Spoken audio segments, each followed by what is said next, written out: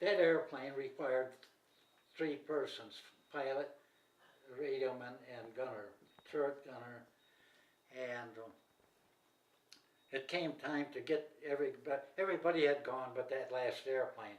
I had it fixed, and we had the island jump all the way, and the pilot that was assigned to that airplane was pretty well known that he did not fly the best of a lot of them, and he's the fellow who had a ready tonic to keep him, to fortify his courage.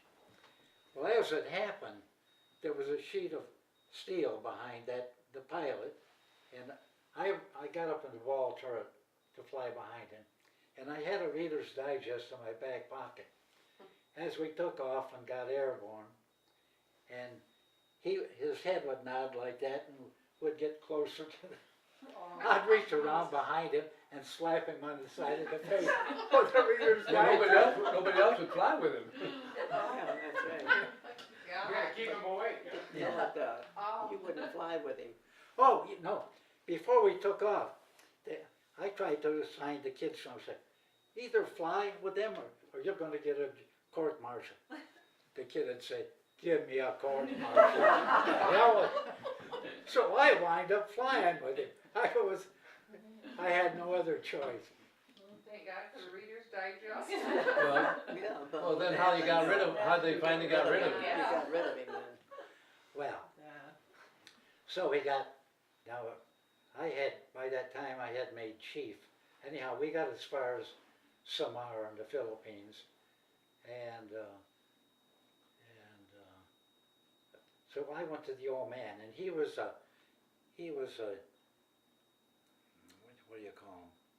Well, he was not a Naval Academy man. He was a commander, and he flew on the Shenandoah and the Akron, which were both dirigibles.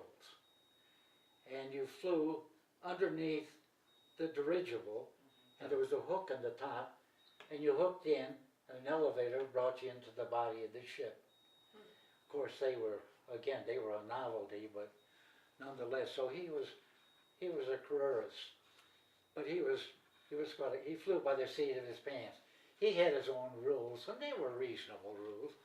But anyhow, I told him, I said, you know, I had a situation, I said, that I'm not really in a position but I said, I feel an obligation to say that man is not, he was a full lieutenant, by the way, that man is not in condition to fly. Nobody wants to fly. He said, hell, I can't believe that. I said, well, what does it take? He said, well, if that situation prevails, bring him to me. He said, that's part of my discipline, not yours. I said, fine, that's fair enough.